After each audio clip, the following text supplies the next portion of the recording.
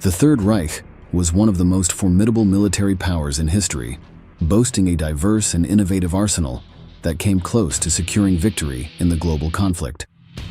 Fortunately, not all German science was enough to overcome the Allied forces, allowing us today to examine with curious eyes some of the destructive gems of Nazi Germany.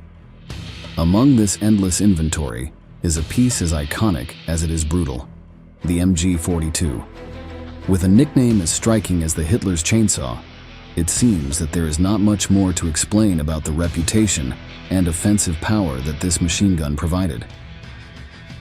However, in this new installment of military history, we aim to truly contextualize how effective the platform is and why it remains relevant despite having more than 80 years of service. Join us on this fascinating journey into the past, and be warned that things are about to get noisy. In the early months of World War II, a German company was tasked with the challenging job of improving the MG34 machine gun to face the new challenges of the conflict. The idea was not to start from scratch and discard all the advances of Nazi engineering, but rather to update and simplify what already worked well. The issue was not with the functionality, but with the expensive production process and the excessive refinement of the firing systems. For the new design, the internal system still used short recoil like the MG34, but the bolt system was originally patented by a Polish gunsmith.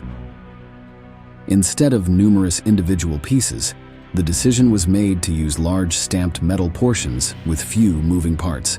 Thus, the first functional prototype emerged, with a batch of about 1,500 units designated as MG3441, which was tested in combat trials in the same year.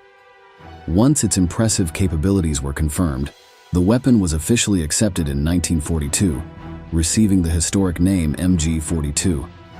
The infamous Hitler's chainsaw, one of the most powerful machine guns ever put into service, was born.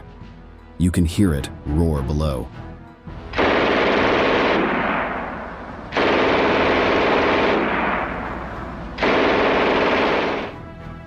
The total production reached 400,000 units, exponentially increasing the number of weapons year after year until the end of the war in 1945. The incredible aspect was that the new MG42 could be manufactured in half the time of an MG34, using even less metal in the manufacturing process, more destructive power at a lower cost, and with less use of vital resources in a time of crisis, something every military officer dreams of hearing. The MG42 was designed to use the standard German Mauser rifle cartridge, caliber 7.92 x 57 mm, one of the Third Reich's favorites. Note that the National Socialist industry had an incredible variety of these ammunitions, including high penetration, explosive, and tracer variants. The high-speed ammunition for Luftwaffe machine guns had the PMK projectile, or phosphorus with a steel core, and the B projectile, or observation, which reached a 15% higher muzzle velocity than the standard. The PMK projectile was an armor-piercing incendiary, while the B was an incendiary explosive containing phosphorus and had a pellet that exploded upon contact with any target. In both cases, the end result was lethal. In 2021, a group of enthusiasts gathered to conduct a modern test of the National Socialist chainsaw. The idea was to carry out a fun and not-so-subtle experiment. Open fire, not with one, but with 8 Maingrausse 42s on an innocent family van. It is likely that German soldiers in the 1940s faced more dangerous and moving targets, but it is always fun to see a platform with over 80 years of history tearing apart a modern car. Let's see the result.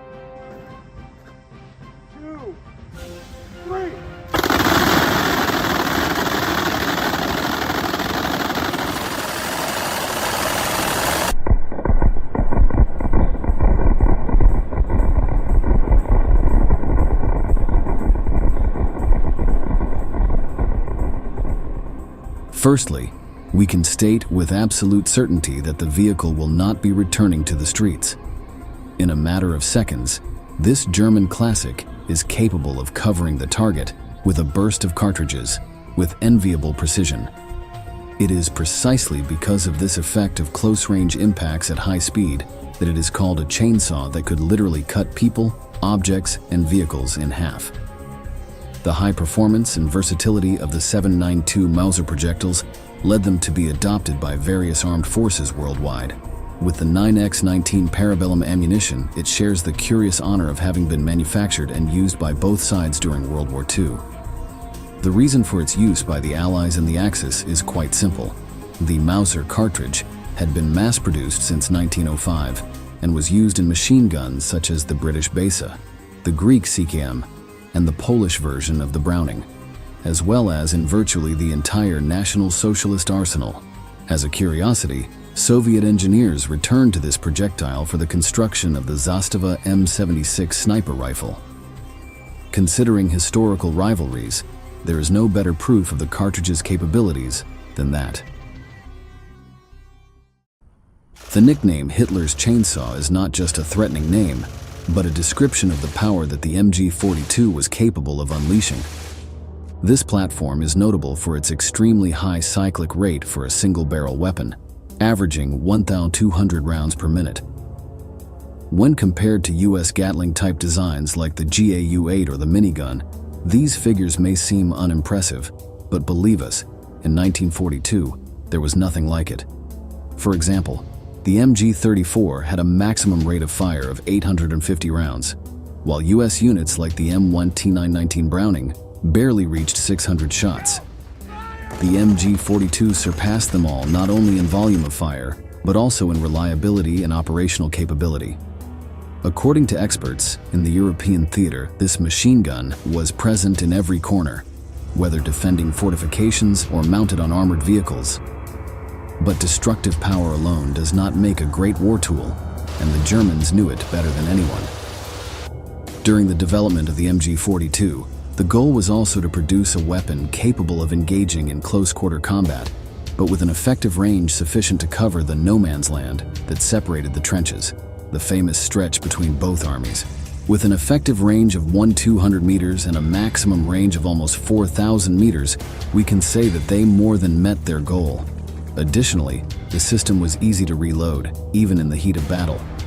The most common method was the use of open links with 50 to 250 rounds, although belt drums with a capacity of 50 to 75 cartridges also existed. This way, in a matter of seconds, Reich soldiers could once again rely on the brutal firing rate of the platform. Imagine saturating a distant area with automatic fire in an instant.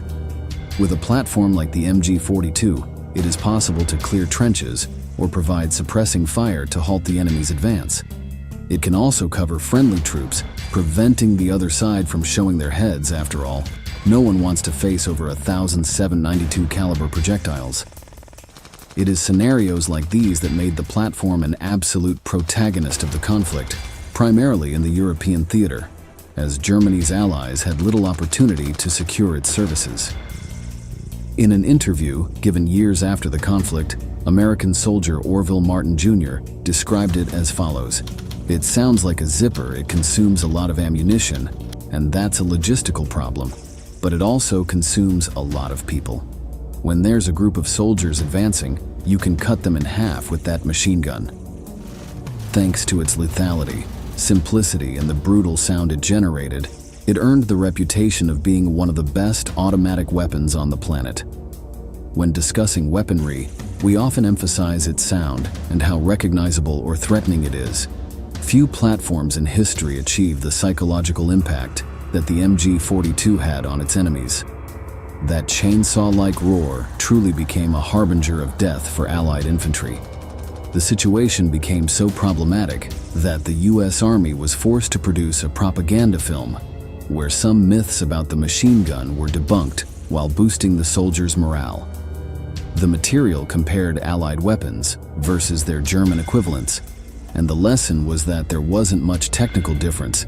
The secret lay in the troops and how they were used. This is the real stuff. Captured German film showing their automatic weapons in action. These are the weapons we're up against in the European and Mediterranean theaters of operation.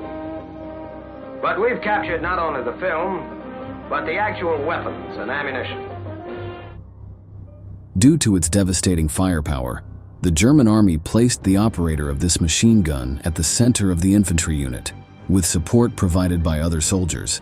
Each MG42 had a team of 6 people: a commander, a gunner, a soldier carrying the tripod, and 3 additional men carrying spare barrels, ammunition for reloading, and tools needed to fix the weapon in the field.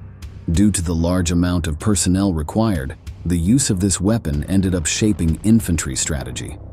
Beyond this, the chainsaw proved to be a flexible element, capable of being used in various roles. When Allied troops attempted to attack infantry positions protected by the MG42, the German team applied suppressive fire. In most cases, the men of the Allied side had to wait under protection until the ammunition ran out, or until the chainsaw required a barrel change due to the heat generated by thousands of rounds fired. That was the Achilles heel of this spectacular design, as Allied armies trained their troops to wait for the cessation of fire and then launch the offensive in the few minutes it took to change the overheated parts. Every 150 shots, it was expected that the team would replace the barrel to avoid overheating. With the right changes, it is estimated that the lifespan of that component was between 3,500 and 8,000 rounds, but there was fine print in that contract.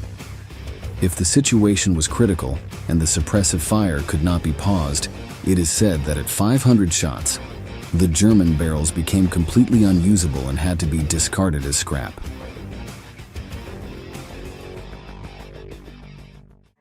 As mentioned in the introduction, beyond the impressive arsenal available to the Third Reich, its defeat was decisive and clear.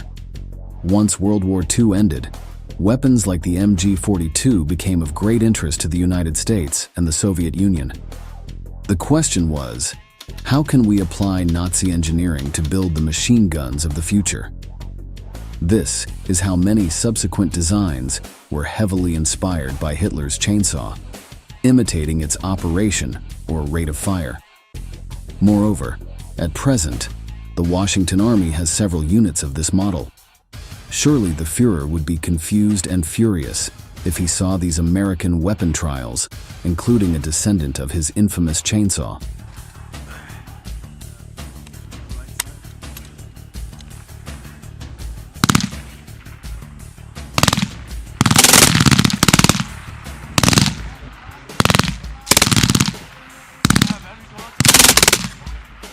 For its part, Germany had to undergo a long period of restructuring its armed forces.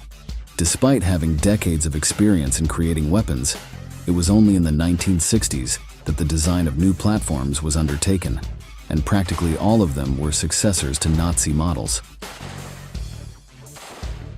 The fascination with the chainsaw's DNA is not exclusive to Germany. Whether in the Austrian MG74 or the Italian MG42-59, the influence of those Third Reich engineers is visible. The powerful design of the MG42 was even imitated within some Soviet nations like Yugoslavia, where the M53 model was built under license, maintaining the original 7.62 caliber and that unique rate of fire that earned it a reputation. In this new generation of destructive tools, the MG3 is undoubtedly one of the most prominent, a kind of direct heir to the MG42 that remains active and relevant to this day. Within the Spanish army, the improved version of the MG42 continues to be used. The Iberian country imported such weapons from 1959 onwards and has made minimal modifications to keep it on par with more modern designs. Weighing approximately 11 kilograms, including the bipod, and with a firing system without substantial changes, the only radical change from its National Socialist ancestor is the use of NATO 7.62 cartridges instead of the previously analyzed 7.92 Mauser. But enough of descriptions. Let's see and hear what that MG3 is capable of.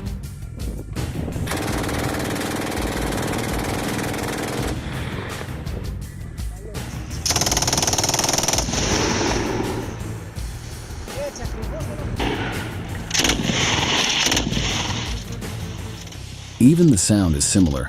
If the footage were in black and white, we could assume that these are old videos from World War II, but they're not. The MG3 is practically identical to its predecessor, except for that 7.62mm ammunition belt. Both weapons have served the forces that use them well, and there are no signs of wanting to replace them.